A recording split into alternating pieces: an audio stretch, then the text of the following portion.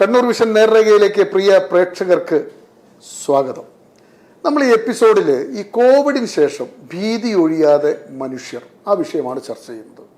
സാധാരണക്കാരായ മനുഷ്യരുടെ മനസ്സിൽ കോവിഡിന് ശേഷം ഉണ്ടായിട്ടുള്ള ആശങ്കകൾ ചെറുതല്ല. ശരീരത്തിലും മനസ്സിലുമൊക്കെ വലിയ വ്യതിയാനങ്ങൾ സംഭവിച്ചു എന്നാണ് മനുഷ്യർ കരുതുന്നത്. ഇപ്പോൾ ഈ അടുത്ത കാലങ്ങളിലൊക്കെ നടക്കുന്ന ഒരു ഡിസ്കഷൻ ഏതാണ്ട് 35 വയസ്സ് മുതൽ 50 വയസ്സ് വരെ പ്രായമുള്ള ആളുകൾ അവരുടെ എണ്ണസംഖ്യ, മരിക്കുന്നവരുടെ സംഖ്യ കൂടുന്നു. അത് പത്രമൊക്കെ എടുത്ത ആളുകൾ ഇങ്ങനെ റൗണ്ട് ചെയ്തിട്ട് തന്നെ ചരമക്കോളം നോക്കുന്ന ഒരു സ്ഥിതി. അതോടൊപ്പം തന്നെ ശ്വാസകോശ സംബന്ധമായ പ്രതിസന്ധികൾ, പലർക്കും നിലക്കാത്ത ചുമയാണ്. എത്ര പരിശോധനകൾ നടത്തിയാലും ചുമ നിൽക്കുന്നില്ല, എത്ര മരുന്ന് കഴിച്ചാലും. അതുപോലെ ഹൃദയാഘാതം എണ്ണം കൂടി. നല്ല ആരോഗ്യമുള്ളവർ പോലും പെട്ടെന്ന് മരിക്കുന്നു, കുഴഞ്ഞു വീണ് മരിക്കുന്നു, അല്ലെങ്കിൽ ഹൃദയം സ്തംഭിക്കുന്നു. ഇങ്ങനെയൊക്കെയാണ് ആളുകൾ ചർച്ച ചെയ്യുന്നത്.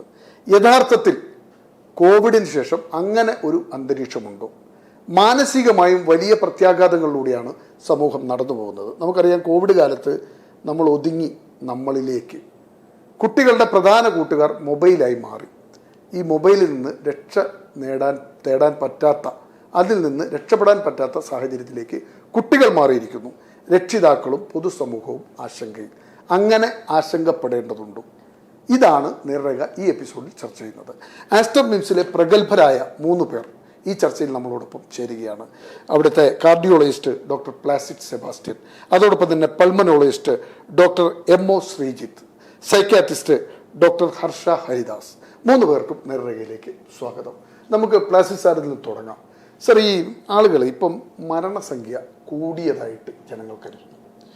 ഹൃദയസ്തംഭനമാണ് മരണകാരണം എന്ന് പറയുന്നു. കളിച്ചുകൊണ്ടിരിക്കുമ്പോൾ ആളുകൾ, ബാറ്റ് ചെയ്തുകൊണ്ടിരിക്കുമ്പോൾ ആൾ മരിക്കുന്നു, ക്രിക്കറ്റ് കളിച്ചുകൊണ്ടിരിക്കുമ്പോൾ ഓടുന്നതിനിൽ കുഴഞ്ഞു വീണ് മരിക്കുന്നു, വെറുതെ ഇരിക്കുമ്പോഴും വീണ് മരിക്കുന്നു. ഇതെല്ലാം കോവിഡിന് ആ കാലത്തുണ്ടായ വാക്സിനേഷനും ഒക്കെ ആയിട്ട് കോവിഡിന് ശേഷം നമ്മളെ പിടികൂടിയ ഒരു ഭീകര അവസ്ഥയാണെന്ന് ആളുകൾ കരുതുന്നു. അങ്ങനെ ആളുകൾ ചർച്ച ചെയ്യുകയും ചെയ്യുന്നു. ഒരു ഭീതി അക്കാര്യത്തിലുണ്ട്. എന്ത് തോന്നുന്നു സാർ? അതായത് ഈ കോവിഡ് വന്ന സമയത്ത് നമുക്കറിയാം വളരെയധികം മരണങ്ങൾ സംഭവിച്ചിട്ടുണ്ട്. അപ്പം കോവിഡും ഹാർട്ടുമായിട്ട് എന്തെങ്കിലും ഡയറക്റ്റ് ലിങ്ക് കണക്ഷൻ ഉണ്ടോ എന്നുള്ളതിനെ പറ്റി പഠനങ്ങൾ നടന്നിട്ടുണ്ട്. അപ്പം കോവിഡ് ഹൃദയത്തെ ബാധിക്കാം. കോവിഡ് അണുക്കൾ ഹൃദയത്തെ ബാധിക്കാം. പല തരത്തിലത് ബാധിക്കാം. ഒന്ന്, ഹൃദയത്തിൻ്റെ മസിൽസിനെ അത് ബാധിച്ച് മയോകാർഡൈറ്റിസ് എന്ന് പറയുന്ന ഹൃദയത്തിൻ്റെ ഭിത്തികൾക്ക് ക്ഷതം വരുത്തി ഹൃദയത്തിൻ്റെ പമ്പിങ് കുറയ്ക്കുന്ന അവസ്ഥ, അങ്ങനെ ഹാർട്ട് ഫെയിലിയറിലേക്ക് പോകുന്ന ഒരു അവസ്ഥ വരാറുണ്ട്. പിന്നെ ഹൃദയത്തിൻ്റെ താള വ്യതിയാനങ്ങൾ, ഇടിപ്പിൽ താളം തെറ്റൽ വരാറുണ്ട്. പിന്നെ അതുപോലെ ഈ കോവിഡ് കൂടുതലായിട്ട് ബ്ലോക്കുകൾ, ഇപ്പം ഒരാളുടെ ഹൃദയത്തിൽ രക്തക്കുഴലുകളിൽ ബ്ലോക്ക് ഉണ്ടെങ്കിൽ അത് പെട്ടെന്ന് കൂട്ടാനുള്ള സാഹചര്യം കോവിഡ് ഇൻഫെക്ഷൻ വന്ന ആൾക്കാരിൽ കാണാറുണ്ട്. ഇതാണ് കോവിഡ് ഇൻഫെക്ഷൻ കൊണ്ട് നമ്മുടെ ഹൃദയത്തിൽ വരുന്ന വ്യതിയാനങ്ങൾ. അപ്പം കോവിഡിൻ്റെ കാലഘട്ടങ്ങളിൽ നമ്മൾ സാധാരണ കാണുന്നതിൽ കൂടുതൽ ഹാർട്ട് അറ്റാക്സ് ഒന്നും കണ്ടിട്ടില്ല.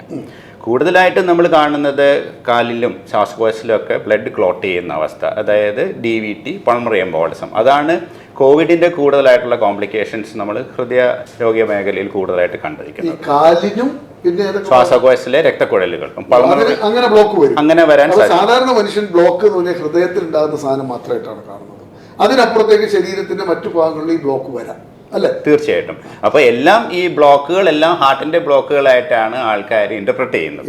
അതുകൊണ്ട് എല്ലാ അസുഖങ്ങളും അറ്റാക്ക് വരുന്നു. ഈ പ്രശ്നങ്ങൾക്കെല്ലാം ഇപ്പം ശ്വാസകോശത്തിൽ നമുക്ക് ബ്ലോക്ക് വന്നു കഴിഞ്ഞാൽ ഹാർട്ട് അറ്റാക്ക് പോലെ തന്നെ കുഴഞ്ഞു വീണ് മരിക്കാം.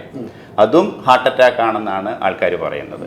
അപ്പം ഈ അസുഖം ആസച്ച് ഹാർട്ട് അറ്റാക്ക് നമ്മൾ ഇവിടുത്തെ പഠനം കാണിച്ചിരിക്കുന്നത് കൂടുതലായിട്ട് അറ്റാക്ക് ഒന്നും നമ്മൾ കോവിഡിൻ്റെ സമയത്ത് ഉണ്ടായതായിട്ട് കാണുന്നില്ല.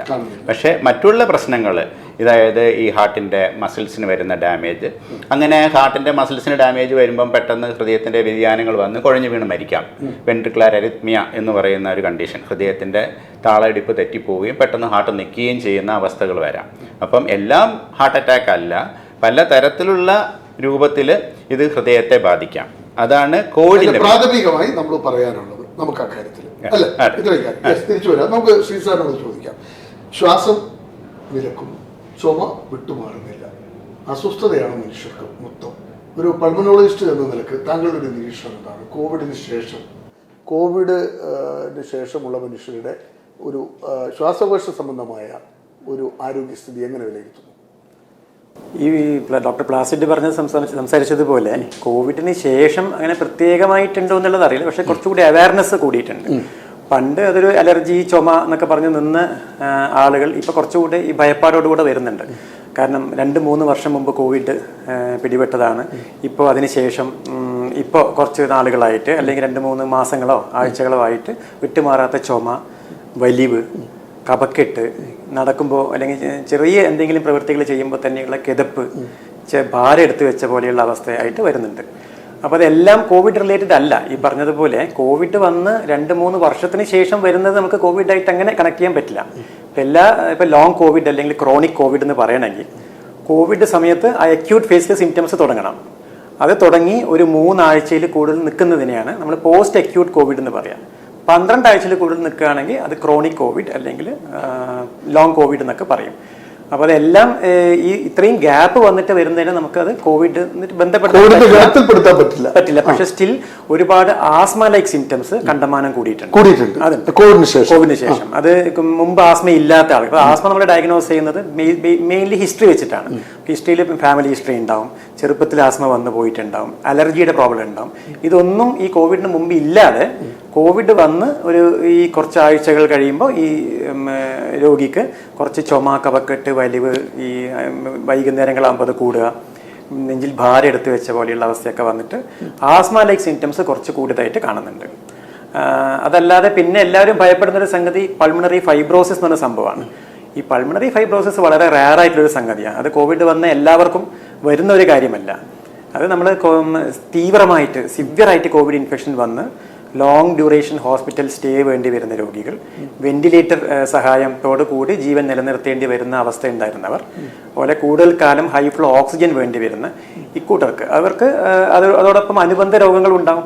ഈ പ്രമേഹം, രക്തസമ്മർദ്ദം, കാർഡിയാക് ഡിസീസ്, ആസ്മ, പുകവലിക്കാർക്ക്, COPD, ഈ വക രോഗികൾക്ക് ഇത്രയും തീവ്രമായിട്ട് വരുമ്പോഴാണ് ഈ പൾമണറി ഫൈബ്രോസിസ് എന്ന് പറഞ്ഞ അവസ്ഥയിലേക്ക് പോകുന്നത്. അതിന്റെ ലക്ഷണങ്ങൾ എന്തൊക്കെയാണ് കാണിക്കുക? അത് ഈ പറഞ്ഞ പോലെ തന്നെ നടക്കുമ്പോഴും നടക്കുമ്പോൾ തന്നെയുള്ള കിതപ്പ്, കുളിച്ചു വരുമ്പോൾ സ്റ്റെപ്സ് കുറച്ച് ക്ലൈം ചെയ്യുമ്പോൾ തന്നെയുള്ള അങ്ങനെയുള്ള രോഗികളുടെ എണ്ണം കൂടിയിട്ടുണ്ട് എന്ന് പറയാൻ പറ്റില്ല. പക്ഷെ ഞാൻ ഈ പറഞ്ഞ അവരുടെ ഹിസ്റ്ററി എടുക്കും.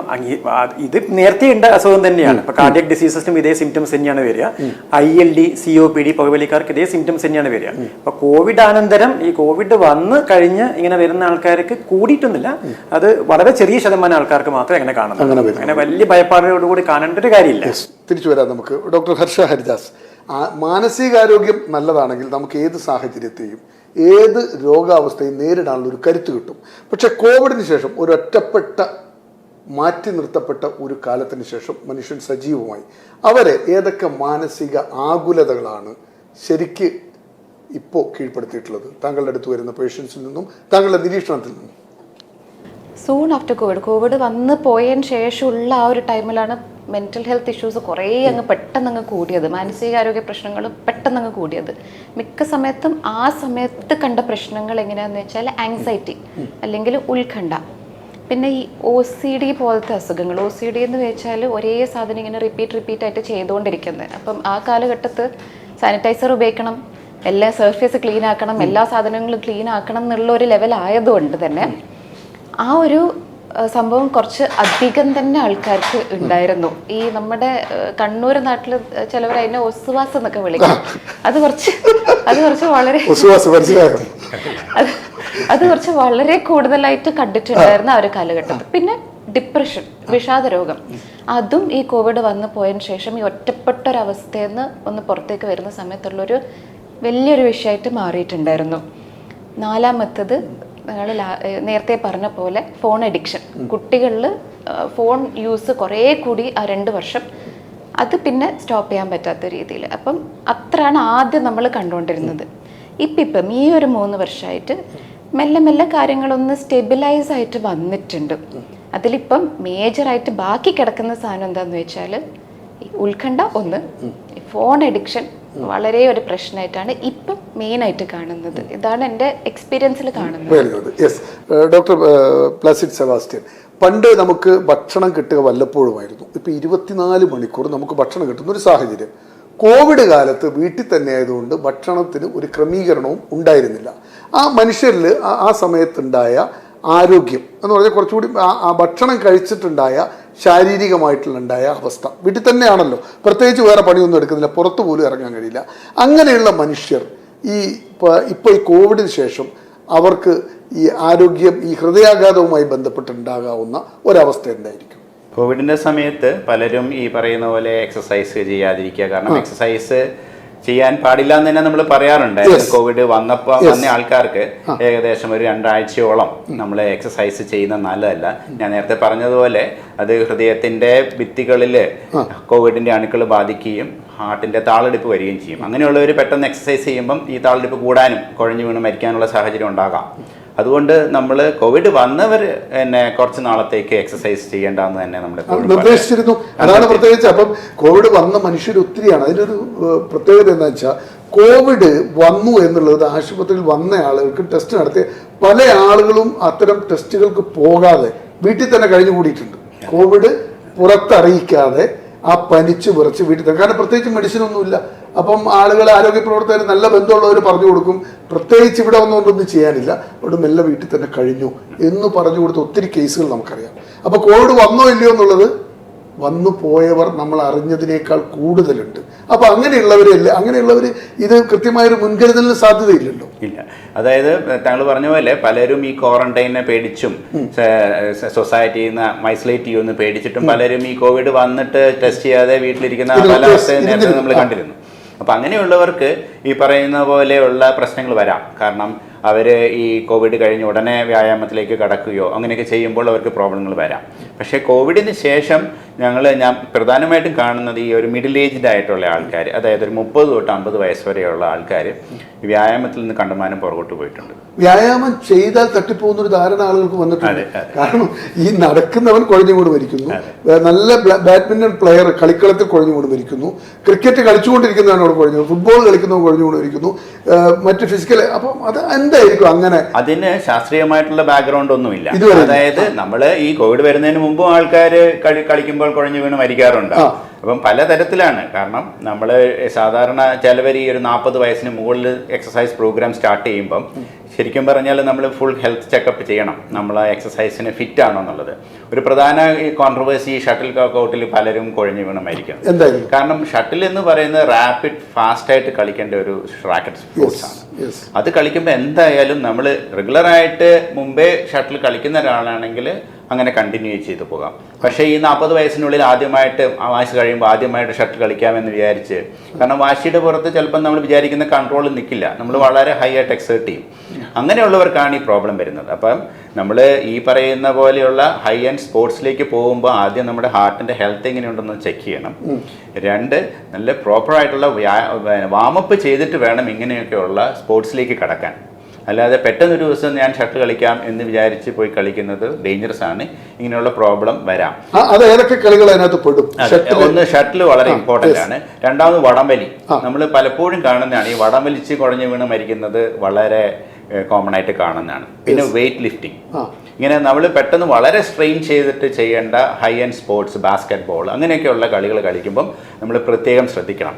പ്രത്യേകിച്ച് ഒരു ഏജ്ഡ് ആയിട്ട് നമ്മൾ ഈ കളികളിലേക്ക് കടക്കുമ്പം ഫുൾ ഹാർട്ടിൻ്റെ ചെക്കപ്പ് ചെയ്ത ശേഷം വേണം നമ്മൾ ഇതിലേക്ക് കടക്കാൻ. ഡോക്ടർ ഹർഷ ഹരിദാസ്, പണ്ട് ഈ വിഷാദ രോഗം അല്ലെങ്കിൽ ഈ ഡിപ്രഷൻ വന്നിരുന്നത് മുതിർന്നവർക്കാണ്.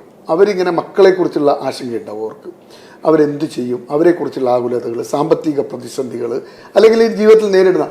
പക്ഷെ ഇന്ന് യങ് ജനറേഷൻ, അവർക്ക് ചുറ്റും ഭയങ്കര സുരക്ഷിത വലയമുണ്ട്, മാതാപിതാക്കളുടെ, സമൂഹത്തിൻ്റെ എല്ലാം ഉണ്ടായിട്ടും ഇന്ന് വിഷാദ രോഗികളുടെ എണ്ണം യുവാക്കളിൽ, കുട്ടികളിൽ പോലും കൂടുന്നു. പ്രത്യേകിച്ച് അതും കോവിഡിന് ശേഷം. അങ്ങനെയാണ് ആളുകൾ കരുതുന്നത്. എന്താണ് താങ്കളുടെ നിരീക്ഷണം? വിഷാദരോഗം, ഉത്കണ്ഠ, ഇതൊക്കെ യങ്സ്റ്റേഴ്സിൽ അതിന് മുന്നേയും ഉണ്ടായിട്ടുണ്ട്. ബിഫോർ കോവിഡ് ഓൾസോ ഉണ്ടായിട്ടുണ്ട്. പക്ഷേ ഈ കോവിഡ് കാലഘട്ടത്ത് ഫസ്റ്റ് ഓഫ് ഓൾ കുറേ കുട്ടികൾ ഒറ്റപ്പെട്ടിട്ടുണ്ട്. വർക്കിംഗ് പേരൻസ് ആണ്, കുട്ടികൾ ഒറ്റക്ക് വീട്ടിലാണ്, അപ്പം ഫോൺ യൂസ് മാത്രമാണ്. അപ്പം ഈ ഫോണിൽ കുട്ടികൾ ഒരു സൈഡിൽ നിന്ന് ക്ലാസ് കേൾക്കുന്നുണ്ടാവും. ആൾക്കാർ ഭയങ്കര സ്മാർട്ട് ആണല്ലോ നമ്മുടെ കുട്ടികൾ. ഒരു സൈഡിൽ നിന്ന് ക്ലാസ്, ഒരു സൈഡിൽ നിന്ന് വേറെ എന്തൊക്കെയാണ് ചെയ്യുന്നത് നമുക്ക് അറിയില്ല. ആ ഒരു ഇതിൽ എന്താ ഈ ഉത്കണ്ഠയും കാര്യങ്ങളും, ഈ ഒറ്റയ്ക്കിരുന്നതിൻ്റെ കുറേ പ്രശ്നങ്ങൾ ഇപ്പോഴും കാണുന്നുണ്ട്. മിക്ക സമയത്തും ആ സമയത്ത് തുടങ്ങിയ ആങ്സൈറ്റീസ് പോലും, എസ്പെഷ്യലി കുട്ടികൾക്ക് തുടങ്ങിയ ആ ഒരു ഉത്കണ്ഠ ഉണ്ടല്ലോ, അത് ഇപ്പം സെറ്റിലാക്കാനും കുറച്ചൊരു ബുദ്ധിമുട്ടായിട്ട് ഉണ്ട്. കാരണം ആ സമയത്ത് ട്രീറ്റ്മെന്റ് കറക്റ്റായിട്ട് എടുക്കുന്നില്ല ആൾക്കാർക്ക്. ഉത്കണ്ഠ എന്ന് പറയുമ്പോൾ എസ്പെഷ്യലി കുട്ടികൾ വരുമ്പം അത് പെട്ടെന്ന് ട്രീറ്റ് ചെയ്യേണ്ട സാധനമാണെന്നുള്ളത് ആരും അല്ലേ. അതെ, അപ്പം അത് കുറച്ച് ഡിലേ ആയിട്ടാണ് പിന്നെ പാനിക് അറ്റാക്സ് എന്ന് വെച്ചാൽ ഇടിപ്പ് കൂടുതൽ, കൈ വിറക്കുന്നത്, എന്തൊക്കെയോ ആയി പോകുന്നുള്ള ആ ഒരു ലെവൽ, തോന്നല് ആ ഒരു ലെവൽ എത്തുമ്പോഴാണ് മിക്കവാറും ഡോക്ടർമാരുടെ അടുത്തേക്ക് തന്നെ എത്തുന്നത്. അതും യൂഷ്വലി ഫസ്റ്റ് സൈക്കാട്രിസ്റ്റിന്റെ അടുത്തായിരിക്കില്ല എത്തുന്നത്. യൂഷ്വലി ബാക്കിയുള്ള ഡോക്ടർമാരുടെ അടുത്ത് ഒരു റൗണ്ട് എടുത്തിട്ടാണ് ലാസ്റ്റിൽ ഒരു 3-4 പ്രാവശ്യം 3-4 ഡോക്ടർമാർ പറഞ്ഞു കഴിഞ്ഞാലാണ് ലാസ്റ്റിൽ നമ്മളുടെ അടുത്തേക്ക് എത്തിപ്പെടുകയും ചെയ്യുന്നത്. അവരെ കൈകാര്യം ചെയ്യുമ്പോൾ അവരുടെ ഒരു മനോനില എങ്ങനെയാണ് പോകുന്നത് ശരിക്കും? കുട്ടികൾ ഒരു ഒറ്റപ്പെട്ട ഒരു രീതിയിലാണ് ആ സമയത്ത് ഉണ്ടായിരുന്നത്. സോ ഇപ്പം പേരൻസ് കുറെ കൂടെ അവെയർ ആയി തുടങ്ങിയിട്ടുണ്ട് കേട്ടോ. ആ ഒരു ലെവലല്ലാണ്ട് പേരൻസ് ഇപ്പം ഏകദേശം കുറച്ച് അവെയർ ആയി തുടങ്ങിയിട്ടുണ്ട്, കുറച്ച് പിടിക്കാൻ തുടങ്ങിയിട്ടുണ്ട്. സ്കൂളിൽ നിന്ന് ടീച്ചേഴ്സ് ഇപ്പം പറയുന്നുണ്ട് എന്ന് വെച്ചാൽ ഫോൺസ് ഒക്കെ മാറ്റി വെക്കണം, അല്ലെങ്കിൽ ഇങ്ങനത്തെ ഉണ്ടെങ്കിൽ പേരൻസിൻ്റെ അടുത്ത് ആ ഒരു ബോധവൽക്കരണ ടീച്ചേഴ്സ് കൊടുക്കുന്നുണ്ട്. സോ ആ ഒരു രീതിയിൽ നല്ലത്. പക്ഷെ കുട്ടികളുടെ സൈഡിൽ നിന്ന് ഈ ഉത്കണ്ഠ വരുന്നത് എങ്ങനെയാന്ന് വെച്ചാൽ ഫ്രണ്ട്സ് എല്ലാവരും അവരുടേതായ രീതിയിൽ അങ്ങ് പോയിക്കൊണ്ടിരിക്കുവാണ്.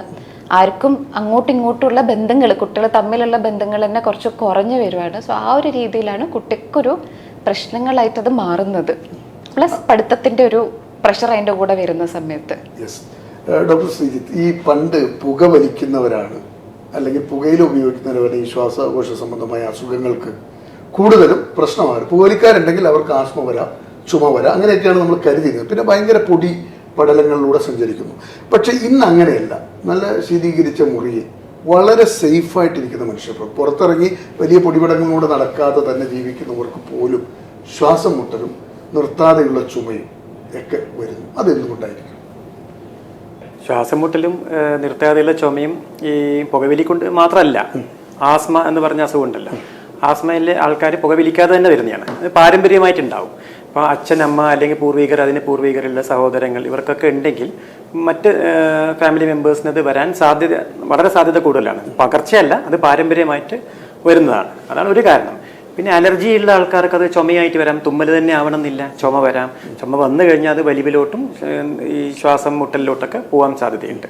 നേരത്തെ പറഞ്ഞ പുകവലി one of the most important. ഇല്ലാതായല്ലോ പുകവലി എന്ന് പറയുന്ന സംഭവം. ഇല്ലാതായെന്ന് പറയാൻ പറ്റില്ല. നല്ലപോലെ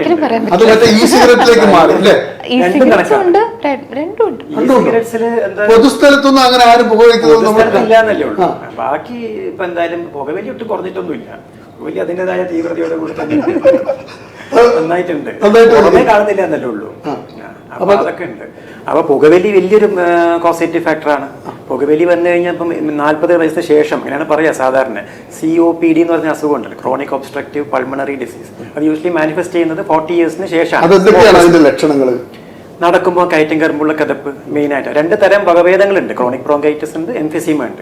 ഈ ക്രോണിക് ബ്രോങ്കൈറ്റിസുകാർക്കാണെങ്കിൽ ചുമ, കഫത്തിന്റെ പ്രശ്നമായിരിക്കും കൂടുതൽ. അതിനോടൊപ്പം കുറച്ച് വലിവും ശ്വാസം മുട്ടലും.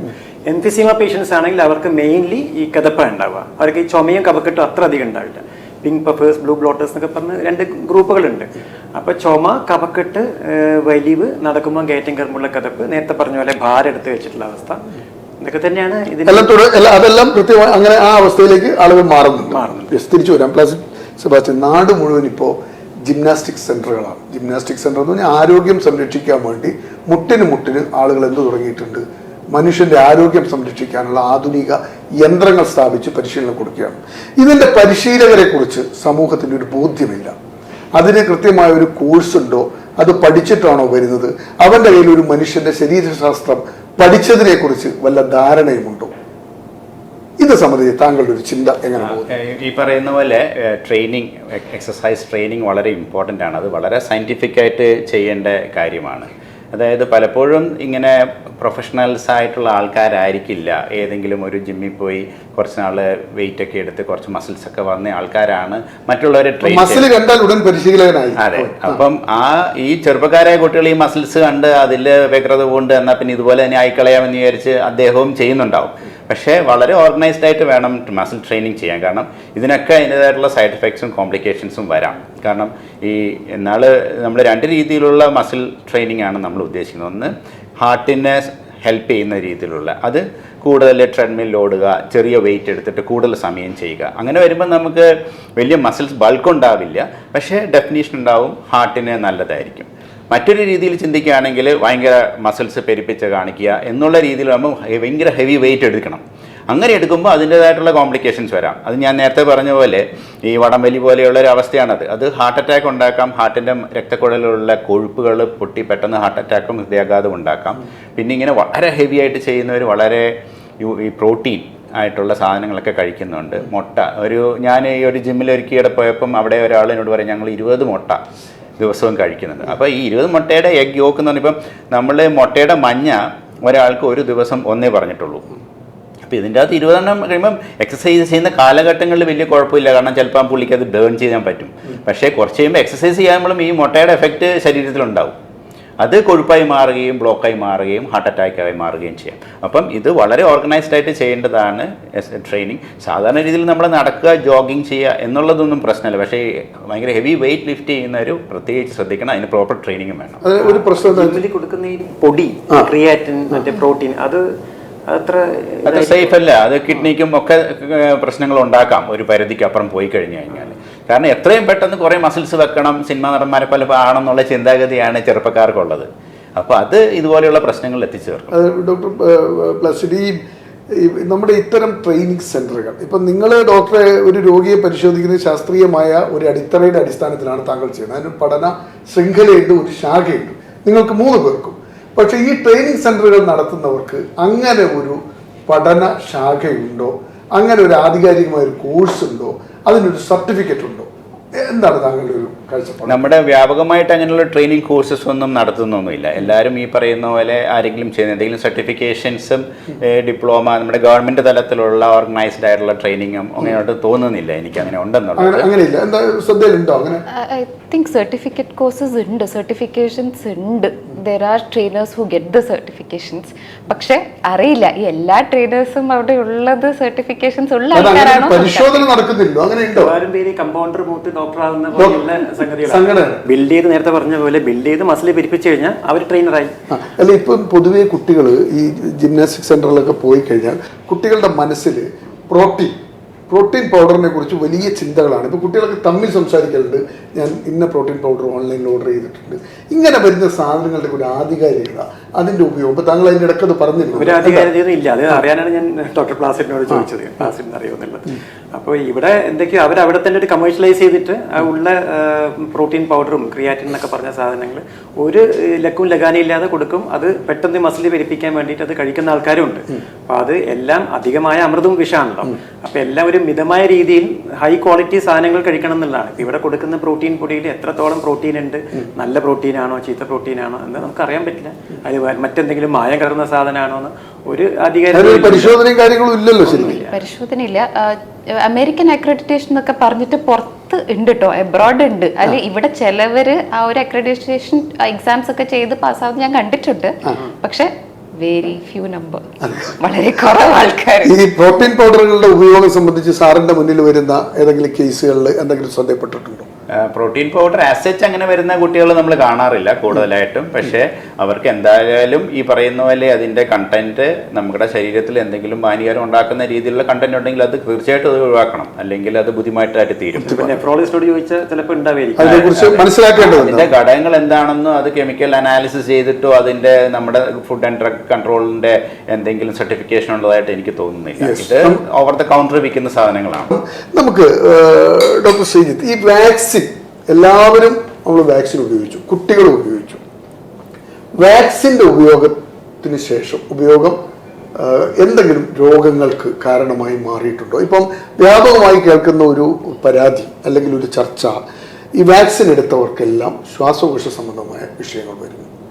വിട്ടുമാറാത്ത ചുമയും ഈ പ്രശ്നങ്ങളെല്ലാം വാക്സിൻ്റെ സൈഡ് എഫക്റ്റ് ആണെന്നാണ് സാധാരണ മനുഷ്യർ കരുതുന്നത്. എങ്ങനെയാണ് താങ്കളുടെ നിരീക്ഷണം? ആ ധാരണയ്ക്ക് ഒരു അടിസ്ഥാനമില്ല. കാരണം വാക്സിൻ നമ്മളെ കൊല്ലാനുള്ള സാധനമല്ലല്ലോ. ഇതുപോലെ ഒരു പാൻഡമിക്സ് വരുമ്പോൾ, ഇപ്പം ലോകത്ത് ഇതുവരെ കുറേ പാൻഡമിക്സ് ഉണ്ടായി. അതിൽ ലാസ്റ്റ് വന്നതാണ് കോവിഡ്. വരും കാലങ്ങളിൽ ഇനിയും പല പാൻഡമിക്സ് നമ്മൾ എക്സ്പെക്ട് ചെയ്യണം. ഒരു മരുന്ന് ഒരാൾ കഴിച്ചു കഴിഞ്ഞാൽ അത് അയാൾക്ക് മാത്രമേ ഗുണം കിട്ടുള്ളൂ. ഒരു അട്രോവാസ്റ്റാറ്റിൻ, ഒരു സ്റ്റാറ്റിൻ പ്ലാസ്റ്റിക് ഡോക്ടർ പ്രിസ്ക്രൈബ് ചെയ്യുന്ന പോലെ കഴിച്ചാൽ അത് ഞാൻ കഴിച്ചാൽ എനിക്ക് മാത്രമേ ഗുണം കിട്ടുള്ളൂ. അതേസമയം ഒരു സമൂഹത്തെ ഒന്നടങ്കം അല്ലെങ്കിൽ ഒരു രാജ്യത്തെ മൊത്തമായിട്ട് ആ ഉന്മൂലനം ചെയ്യാൻ, പാൻഡമിക് ഉന്മൂലനം ചെയ്യാൻ ഒരൊറ്റ സാധനത്തിന് മാത്രമേ സാധിക്കുള്ളൂ. അത് വാക്സിനാണ്. ഒരു ഹേർഡ് ഇമ്മ്യൂണിറ്റിയൊക്കെ ഡെവലപ്പ് ചെയ്താൽ ഫർദർ സ്പ്രെഡ് പ്രിവെന്റ് ചെയ്യാൻ പറ്റുള്ളൂ. അപ്പോൾ വാക്സിൻ ഒരിക്കലും ഒരു മോശം സാധനമല്ല. പിന്നെ ഈ ഭീതി വരാനുള്ള കാരണം തുടക്കത്തിൽ വാക്സിൻ യൂസ് ചെയ്ത് തുടങ്ങിയപ്പോൾ നമ്മൾ കേട്ടിട്ടുണ്ട് ഫൈസറിൻ്റെ, മറ്റേ Moderna vaccine, Johnson and Johnson ഒക്കെ വന്നപ്പോൾ ചില ക്ലോട്ട് ഫോമിങ് ഇഫക്ട്സ് ഉണ്ടായിട്ട് ചിലർക്ക് സ്ട്രോക്സ്, കാർഡിയോവാസ്കുലർ ഇവൻറ്റ്സ് ഒക്കെ വന്നിട്ട് അവരെ കുറച്ച് വിഡ്രോ ചെയ്യേണ്ടതും കുറച്ച് നിർത്തി വെക്കേണ്ടതൊക്കെ വന്നിട്ടുണ്ടായിരുന്നു. ഇപ്പൊ റീസെന്റ് ഇപ്പൊ നമുക്ക് ഏറ്റവും അടുത്ത ഇത് മെയിലാണ് അല്ലേ, മെയിലാണെന്ന് തോന്നുന്നു. ആസ്ട്രാസെനിക്ക അവര് സമ്മതമോ കുറ്റസമ്മതമോ നടത്തിയിട്ടുണ്ട് അവരുടെ വാക്സിൻ ഈ TTS എന്ന് പറയുന്ന സാധനം, ത്രോംബോസിസ് വിത്ത് ത്രോംബോസൈറ്റോപീനിയ, പ്ലേറ്റ്ലെറ്റ് കുറയും, ഇതേസമയം ക്ലോട്ട് ഉണ്ടാവുകയും ചെയ്യുന്ന ഒരു അവസ്ഥ വരാൻ സാധ്യതയുണ്ട്. ചുരുക്കം ചില പേർക്ക് വന്നിട്ടുണ്ടെന്ന് അവർ വിഡ്രോ ചെയ്തെന്ന് തോന്നുന്നു ലിമിറ്റ്. അത് പക്ഷേ അവർ പറഞ്ഞിരിക്കുന്നത് 10 മില്യണിൽ കൂടുതൽ ആൾക്കാരിൽ കൊടുത്തപ്പോൾ 73 അങ്ങനെ എന്തോ ഒരു ചെറിയൊരു സംഖ്യ ആൾക്കാർ വന്നത്. പക്ഷെ അതിന്റെ ബെനിഫിറ്റ് കിട്ടിയവരോ കോടാനുകോടി ആൾക്കാർ. അതിനകത്തൊരു വിഷയം എന്ന് വെച്ചാൽ സാധാരണക്കാരുടെ ഒരു ചർച്ചയിൽ വരുന്ന ഒരു കാര്യം, സാധാരണ നമ്മൾ എന്തെങ്കിലുമൊക്കെ ഒരു വാക്സിനൊക്കെ നിരവധി നിരീക്ഷണങ്ങൾക്കും മറ്റു മൃഗങ്ങളിലൊക്കെ ഉപയോഗിച്ച് അതിൻ്റെ റിസൾട്ട് വന്നിട്ടാണ് മനുഷ്യരിലേക്ക് എത്തുക. ഇത് പെട്ടെന്ന് വരുന്നു, പെട്ടെന്ന് എടുക്കുന്നു, പെട്ടെന്ന് ജനങ്ങളിൽ ഉപയോഗിക്കുന്നു. അതുകൊണ്ട് തന്നെ ഇത് പ്രോപ്പർ അല്ല എന്നൊരു തോന്നൽ സാധാരണക്കാരുടെ മനസ്സിലുണ്ട്. എന്ത് തോന്നുന്നു? ഒരിക്കലും അല്ല. ഇതൊക്കെ അനവധി ഗവേഷണങ്ങളും റിസർച്ചും നടത്തിയിട്ട് തന്നെയാണ് കൊടുക്കുന്നത്. അല്ലാതെ ഒരു സുപ്രഭാതത്തിൽ ഒരു സാധനം ഉണ്ടാക്കിയിട്ട് അങ്ങനെ ആളുകളിൽ കൊടുക്കുകയല്ല. അല്ല, ഈ കോവിഡ് എന്ന് പറയുന്ന സാധനം മുമ്പ് നമുക്ക് അറിയില്ലല്ലോ. ഈ സാധനം ചൈനയിൽ നിന്ന് പുറപ്പെട്ടു വന്ന് നമ്മളെല്ലാം പാതി വഴിയിൽ നിന്ന് നമ്മളെ തനിച്ചാക്കിയ ഒരു കാലമാണത്. ഒട്ടുമിക്ക അസുഖങ്ങളുടെ കാര്യത്തിൽ അങ്ങനെ തന്നെയായിരിക്കും. അത് കണ്ടമാനം കുറേ വർഷങ്ങൾ ഗവേഷണം ചെയ്തിട്ട് ആകുമ്പോഴേക്ക് ചിലപ്പോൾ ജനത ഉണ്ടാവില്ല. ഈ അസുഖം കൊണ്ട് തന്നെ എല്ലാവരും പോയിട്ടുണ്ട്. വാക്സിൻ കൊടുക്കാൻ ആളുകൾ അങ്ങനെ ഒരു ചിന്ത മനുഷ്യന് വേണ്ട. അങ്ങനത്തെ ഒരു ഭീതിന്റെ ആവശ്യം. പിന്നെ നേരത്തെ പറഞ്ഞ കുറേ അസുഖങ്ങൾ റിലേറ്റ് ചെയ്തു. അങ്ങനെ വന്നിരിക്കുന്നത് ഇപ്പം ഡിസംബർ 2023 എങ്ങാണ്ടും ഒരു മറ്റേ അനാലിസിസ് പബ്ലിഷ് ചെയ്തു ഒരു ലാൻസെറ്റിൽ. അവർ പറഞ്ഞ പ്രകാരം adverse events of special interest എന്ന് പറഞ്ഞൊരു 13 അസുഖങ്ങളെ പറഞ്ഞിട്ടുണ്ട്. അതിൽ 6 ന്യൂറോളജിക്കൽ സംഭവങ്ങളാണ്. ഗിലൻ ബാരി, പിന്നെ ട്രാൻസ്വേഴ്സ് മൈലൈറ്റിസ്, പിന്നെ ബെൽസ് പാൽസി, സെൻട്രൽ വീനസ് ത്രോംബോസിസ്, പിന്നെ സീഷേഴ്സ്, കൺവൾഷൻസ്. അങ്ങനെ അതിൽ കാർഡിയാക്ക് പറഞ്ഞിരിക്കുന്ന മയോകാർഡൈറ്റിസും പെരികാർഡൈറ്റിസും 2 പിന്നെ ഈ നേരത്തെ പറഞ്ഞ ത്രോംബോസൈറ്റോപീനിയ, ഇമ്മ്യൂൺ ത്രോംബോസൈറ്റോപീനിയ. അങ്ങനെ പിന്നെ സർക്കുലേഷൻ ഇഫക്ട്സ് ആയിട്ട് ഈ പൾമറി ത്രോംബോ എംബോളിസും പറഞ്ഞിട്ടുണ്ട്. ഇത്തരം കുറച്ച് അസുഖങ്ങളാണ്. അതിൽ നല്ലൊരു സിഗ്നിഫിക്കൻറ്റ് ഓഡ്സ് റേഷ്യോ എന്ന് പറയും നമ്മൾ. ഓഡ്സ് റേഷ്യോ ഒരു 1.5 മുകളിൽ ഉണ്ടെങ്കിലാണ് ഒരു സ്റ്റഡീൻ്റെ കോറിലേഷൻ ഇതാവുന്നത്. അതിൽ ഏറ്റവും കൂടുതൽ വന്നിരിക്കുന്നത് മയോകാർഡൈറ്റിസ് ആണ്, 3.something, പെരികാർഡൈറ്റിസിന് 2.4 അടുത്ത് ഓഡ്സ് റേഷ്യോ വന്നിട്ടുണ്ട്. ബാക്കി പറഞ്ഞ അസുഖങ്ങളൊക്കെ ഒരു 1 to 1.6 അടുത്ത് മാത്രമേ ഉള്ളൂ. അപ്പൊ ഇതൊക്കെ ഉണ്ട്. ഇതൊക്കെ ആശങ്കകൾ മാത്രമാണ്, ശരിക്കും ബേസ് ഇല്ല അല്ലേ? ബേസിൽ ഇപ്പൊ ഉണ്ടാവില്ലെന്ന് അറിയണമെങ്കിൽ ഫർദർ പഠനങ്ങൾ.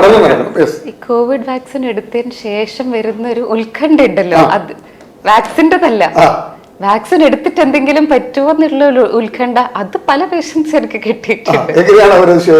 എന്ന് വെച്ചാൽ ഇത് വാക്സിനെ കൊണ്ട് എനിക്ക് എന്തെങ്കിലും ആയി പോവോന്നുള്ള ഉത്കണ്ഠ.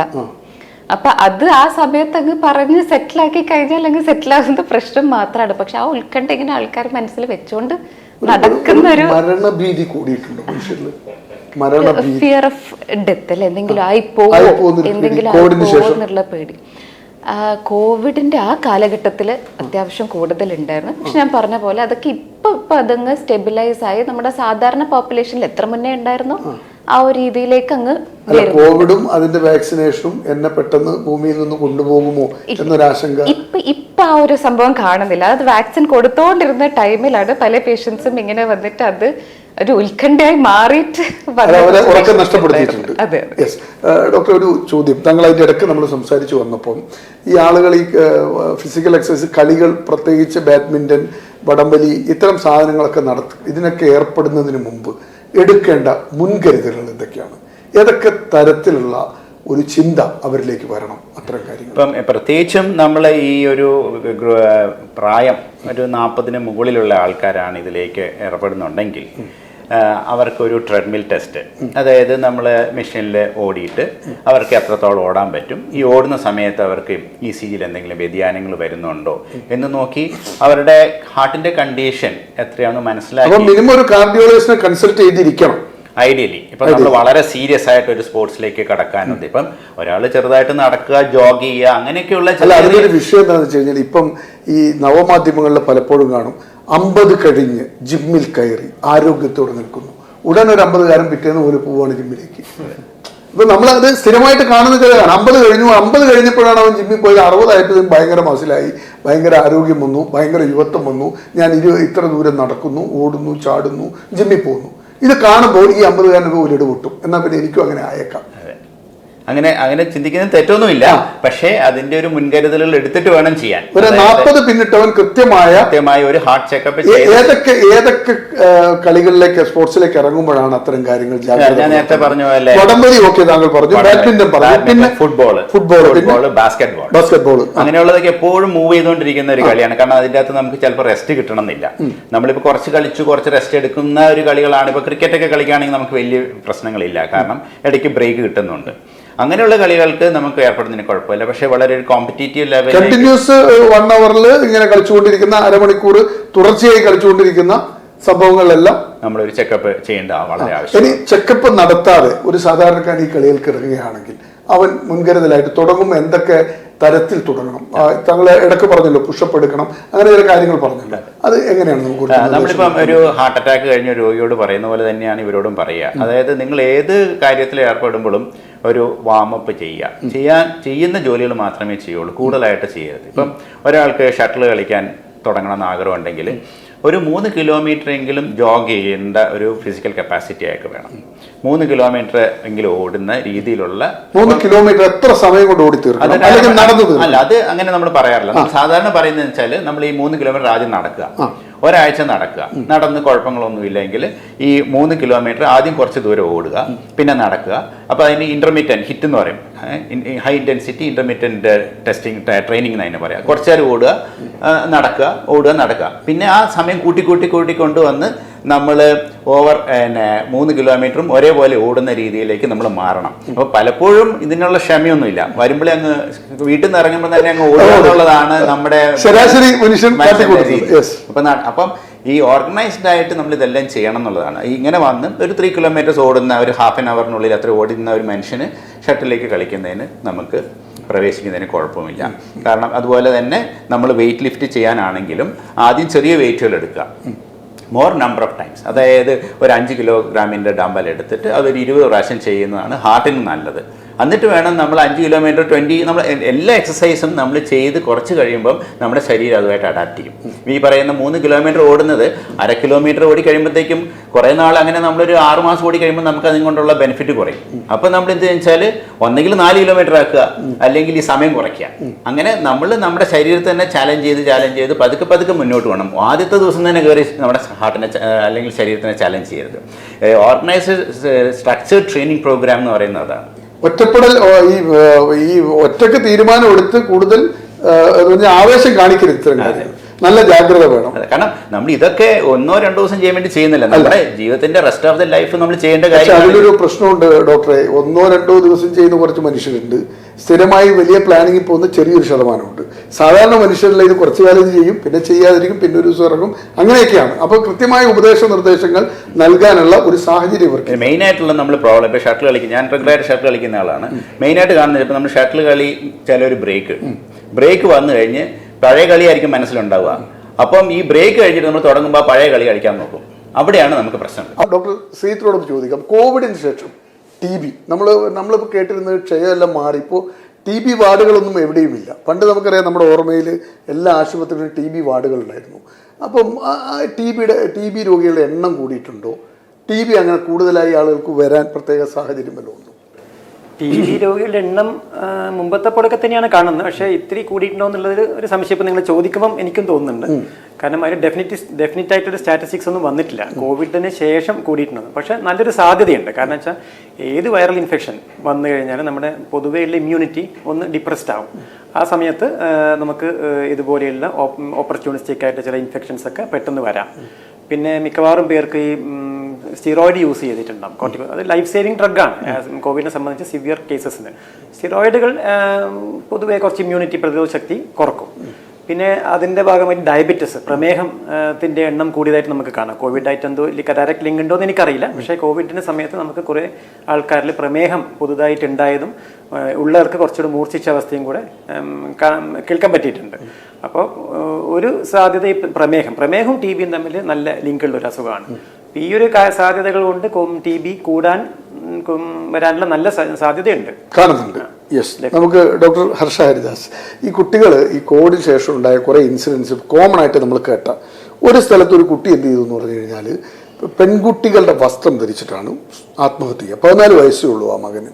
അവന് ഏതാണ്ട് മണിക്കൂറുകളോളം ഒരു ദിവസത്തിൻ്റെ 80% സമയവും പോൺ വീഡിയോ കാണുന്ന ഒരു സാഹചര്യത്തിലേക്ക് വന്നു. അതുപോലെ തന്നെ വേറൊരു മകൻ എന്താ ചെയ്യുന്നത് വെച്ചാൽ ഒരു വീട് ഈ ഫോണിൽ ഇങ്ങനെ സംസാരിച്ച് അത് തല്ലിപ്പൊളിച്ചിട്ട് മുറിയിൽ കയറി സൂയിസൈഡ് ചെയ്യുന്നു. വേറൊരു 3-4 വയസ്സുള്ള ഒരു മകള് അമ്മ ഫോണ് പിടിച്ചു വാങ്ങിയപ്പോൾ തല കൊണ്ട് ഭിത്തിക്കിടിക്കുന്നു.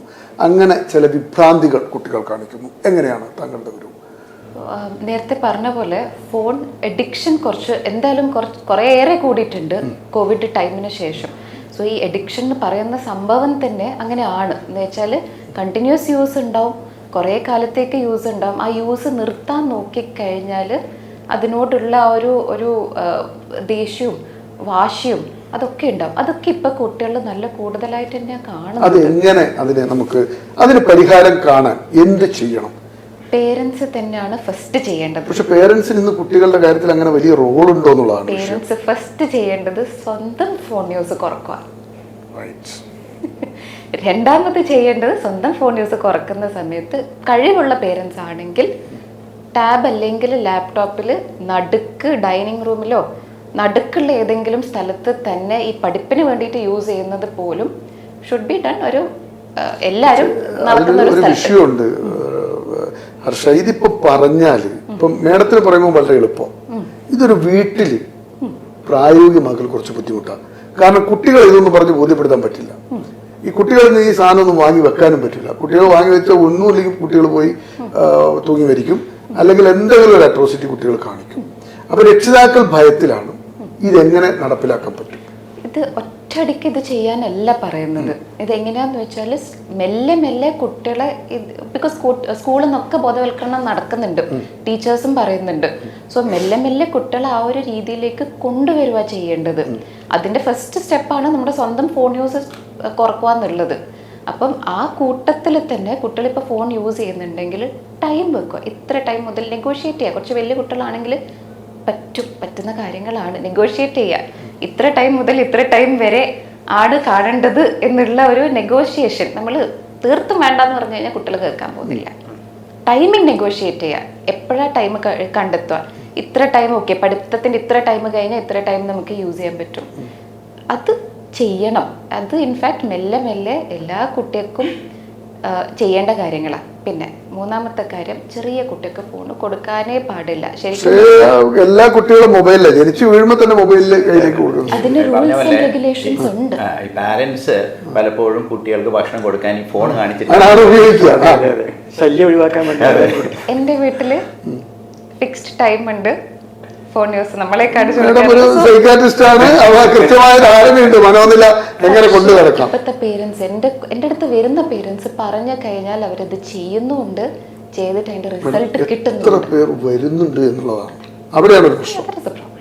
എന്ത് ചെയ്യും? ഒരു സൈക്യാട്രിസ്റ്റിനെ കൺസൾട്ട് ചെയ്യണമെന്ന് വലിയ പണിയാണ്. കാരണം എന്താ, നിങ്ങൾക്ക് അത്രയല്ലേ OP ഒരു അറ്റൻഡ് ചെയ്യാൻ പറ്റൂ.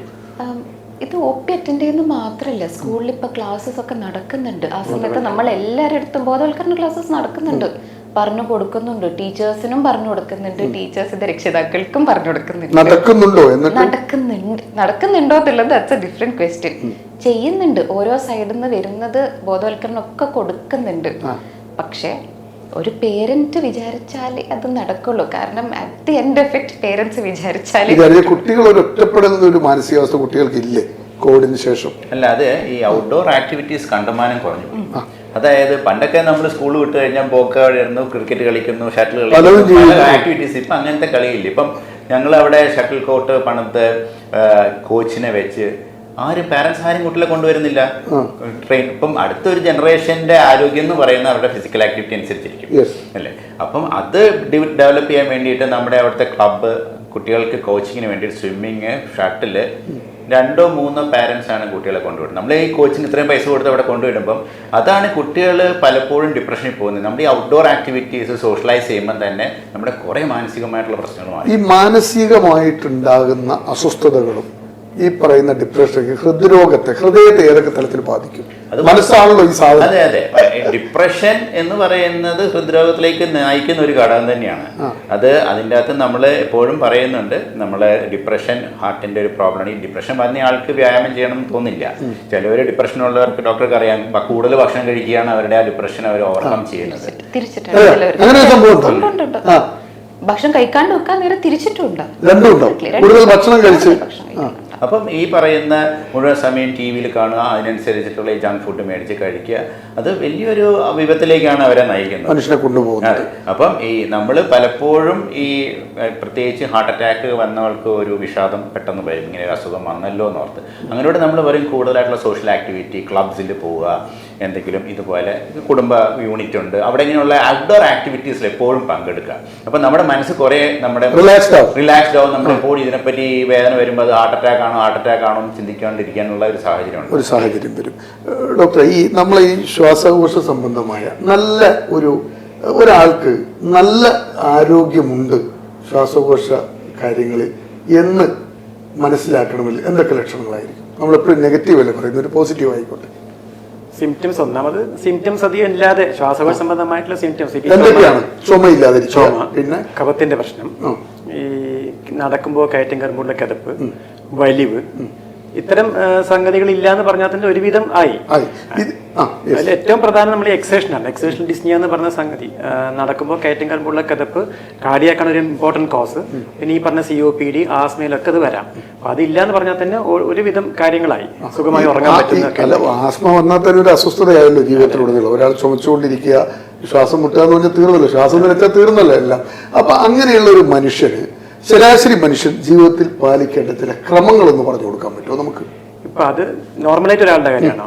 നോർമലായിട്ട് ഒരാളുടെ കാര്യം പ്രത്യേകിച്ച് അവരുടെ ജീവിതക്രമത്തിൽ എല്ലാ അസുഖങ്ങളും ഉള്ള പോലെ തന്നെ ഒരു ബാലൻസ്ഡ് ഡയറ്റ് കഴിക്കുക, ആഡിക്വേറ്റ് ഹൈഡ്രേഷൻ, വെള്ളം ധാരാളം കുടിക്കുക. പിന്നെ ഈ പറഞ്ഞ പോലെ പൊടി, പുക, എയർ പൊല്യൂഷൻ നമുക്ക് കൺട്രോൾ ചെയ്യാൻ പറ്റുന്ന ഒരു സംഗതിയൊന്നുമല്ല, നമ്മുടെ വരുതിയിൽ വരുന്ന സംഗതിയല്ല. പക്ഷെ നമ്മുടെ വരുതിയിൽ വരുന്ന കുറെ കാര്യങ്ങൾ, കണ്ടമാനം പുക, പൊടി, കൂടുതൽ നേരം തണുപ്പ്, ഇത്തരം സാഹചര്യങ്ങളിലൊക്കെ മാറി നിൽക്കുക. ഏറ്റവും നല്ലത് ഈ പറഞ്ഞ പോലെ ബാലൻസ്ഡ് ഡയറ്റും ആഡിക്വേറ്റ് ഹൈഡ്രേഷനും റെഗുലർ എക്സസൈസും. മസ്റ്റാണ്. നല്ല മാനസിക ആരോഗ്യമുള്ള ഒരു മനുഷ്യന്റെ ലക്ഷണങ്ങളൊന്ന് പറയാൻ പറ്റും?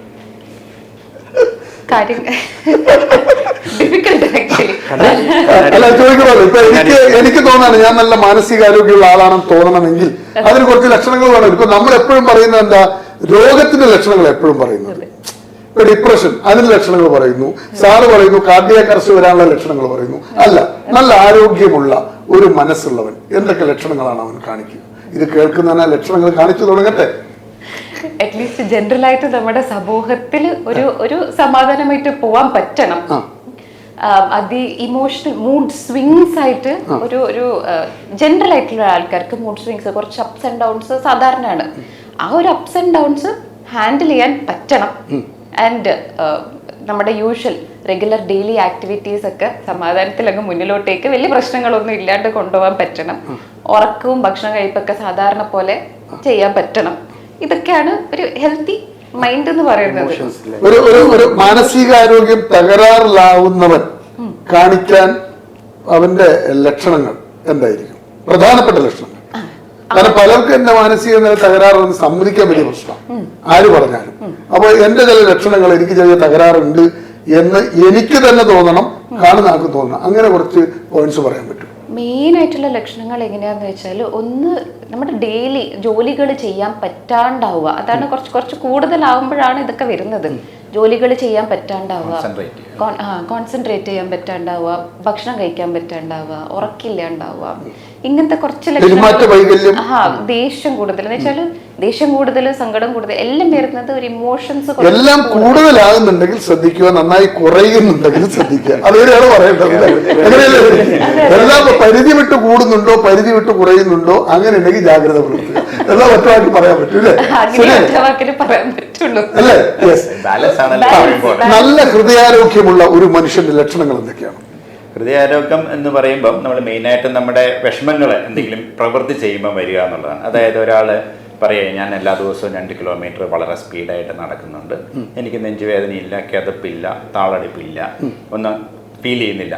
അങ്ങനെയുള്ള ഒരാൾക്ക് സാധാരണ രീതിയിൽ നമ്മളുടെ സ്റ്റാൻഡേർഡ്സിൽ നല്ല ഹൃദയരോഗമുള്ളതാണ്. ഇപ്പോൾ അയാളിപ്പോൾ ഒരു ഓടുക, 2 കിലോമീറ്റർ അയാൾക്ക് ഓടാൻ പറ്റുന്നുണ്ട്, അയാൾക്ക് നല്ല ഹൃദയരോഗമാണ്, ആരോഗ്യമുണ്ടെന്നുള്ളതാണ് ഇത് കാണിക്കുന്നത്. പക്ഷേ എന്നിരുന്നാലും നമ്മൾ ആരോഗ്യമുണ്ടെന്ന് പറയുന്നതിൻ്റെ ഉള്ളിലുള്ള പ്രവർത്തനങ്ങളും പ്രശ്നങ്ങളും നമുക്ക് അറിയില്ല. കാരണം നമ്മൾ ഈ വളരെ കോമ്പറ്റീറ്റീവായിട്ടുള്ള അത്ലറ്റിക് ഹാർട്ട് എന്ന് പറഞ്ഞൊരു അസുഖമുണ്ട്. അതായത് വളരെ ഹൈ എൻഡ് സ്പോർട്സ് ചെയ്യുന്നവർക്ക് ആ സ്പോർട്സ് ഹാർട്ട് ഇപ്പം വളരെ സ്പീഡിൽ ഓടുന്നവരുടെ ഹാർട്ട് അത് വളരെ സ്പീഡിൽ പമ്പ് ചെയ്യണം.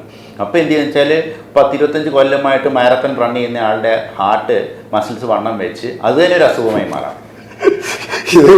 അധികമായാൽ അമൃതും എല്ലാം വിഷമാണ്, സംശയമൊന്നുമില്ല. അപ്പോൾ ഒരു ബാലൻസ്ഡ് ആയിട്ടുള്ള എക്സസൈസ് ചെയ്ത് മുന്നോട്ട് കൊണ്ടുപോകും. പ്രത്യേകിച്ചും ഒരു 40 വയസ്സ് കഴിഞ്ഞ് കഴിഞ്ഞാൽ ഒരു ബാലൻസ്ഡ്. ഇന്നത്തെ യൗവനത്തിന്റെ കണക്ക് മാറിയില്ല, 65ലേക്ക് എത്തിയില്ലേ? 120, 115 ഇനി ആയുർദൈർഘ്യം എന്നുള്ള നിലക്കുള്ള പഠന റിപ്പോർട്ടൊക്കെ വരുന്നുണ്ട്. ഇപ്പൊ ഈ 40 സാറ് തീരെ മുന്നോട്ട് പോകുന്നില്ല. ഇല്ല, 40 വയസ്സിലാണ് 20 വയസ്സിൽ ഓടുന്നാലും ഓടരുത്. എന്തായാലും കോവിഡിന് ശേഷം അങ്ങനെ ഭീതി ഉള്ള ഒരവസ്ഥ ഇല്ല എന്നാണ് നിങ്ങൾ 3 പേരും പറയുന്നത് അല്ലെ? കാലത്തിനനുസരിച്ച് ചില മാറ്റങ്ങൾ ആരോഗ്യരംഗത്തും ആശങ്കകൾ സൃഷ്ടിക്കുന്നുണ്ട്. അങ്ങനെയല്ലേ നമുക്ക് പറയേണ്ടുള്ളൂ? എന്തായാലും നമ്മുടെ സമയം തീരുകയാണ്.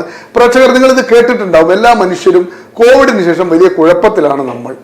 നമുക്ക് പിടികിട്ടാത്ത രോഗങ്ങൾ നമ്മളെ വരിഞ്ഞു മുറുക്കുന്നു, നമ്മൾ പെട്ടെന്ന് തീർന്നു പോകുന്നു എന്ന തോന്നൽ.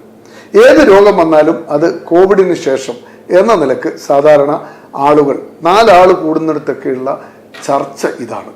നമ്മളൊക്കെ ഏതെങ്കിലും ഒരു വിവാഹ വീട്ടിൽ പോയാൽ നമുക്ക് കേൾക്കാം, കോവിഡിന് ശേഷം മൊത്തം പ്രശ്നങ്ങളാണ്. എന്താണ് പ്രശ്നം?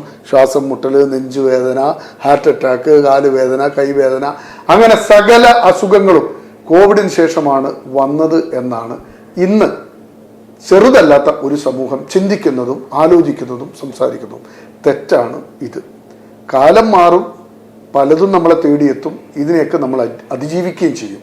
ആ കാലത്തിനനുസരിച്ച ചില മാറ്റങ്ങൾ ആരോഗ്യരംഗത്തും ഉണ്ടായിട്ടുണ്ട് എന്നതല്ലാതെ കോവിഡിന് ശേഷം അങ്ങനെ ഒന്നില്ല എന്ന് ആവർത്തിച്ച് ഡോക്ടർമാർ പറയുകയാണ്. ഈ വാക്സിൻ്റെ കാര്യത്തിൽ കമ്പനികളുടെ ചില തുറന്നു പറച്ചിൽ നമ്മളുണ്ടാക്കിയ ആശങ്കകൾ ചെറുതല്ല. അതിന് ഡോക്ടർ ശ്രീജിത്ത് നൽകിയ ഒരു മറുപടി നമ്മൾ ശ്രദ്ധിക്കേണ്ടതാണ്. കൂടാനുകൂടി മനുഷ്യരുടെ ജീവൻ രക്ഷിച്ച ഒന്നാണ് കോവിഡ് വാക്സിനുകൾ. അതുപോലെ തന്നെ ഡോക്ടർ പ്ലാസിക് സെബാസ്റ്റ്യൻ പറഞ്ഞ ഒരു കാര്യം നമ്മൾ ഓർക്കണം. നാളെ ഇറങ്ങി മസിൽ ഉണ്ടാക്കാം, ഒരാഴ്ച കൊണ്ട് ആരോഗ്യം വലിയ നിലക്ക് തിരിച്ചു പിടിക്കാമെന്ന് ആരും കരുതി ഇറങ്ങരുത്. ഏത് വ്യായാമത്തിൽ ഇറങ്ങുന്നു, ഏത് കളിക്കളത്തിൽ ഇറങ്ങുമ്പോഴും നല്ല ജാഗ്രത പുലർത്തണം. പ്രത്യേകിച്ച് 40 കഴിഞ്ഞവർ. മാനസികാരോഗ്യത്തിൻ്റെ കാര്യം ഡോക്ടർ ഹർഷ ഹരിദാസ് പറഞ്ഞു. നല്ല മാനസികാരോഗ്യമുണ്ടെങ്കിൽ നമുക്ക് ഏത് സാഹചര്യത്തെയും നേരിടാൻ സാധിക്കും. അതുകൊണ്ട് തന്നെ കോവിഡിന് ശേഷം ഉള്ള ആശങ്കകൾക്ക് നമുക്ക് വിട പറയാം. അതിന് നേർരേഖയുടെ ഈ എപ്പിസോഡ് ഉപകരിക്കട്ടെ എന്ന് മാത്രമാണ് ഞങ്ങൾക്ക് പറയാനുള്ളത്. വളരെ തിരക്കിനിടയിലാണ് 3 പേരും നമ്മോടൊപ്പം സമയം ചെലവഴിച്ചത്. അതുകൊണ്ട് തന്നെ 3 പേർക്കും നേർരേഖയുടെ നന്ദി, നമസ്കാരം.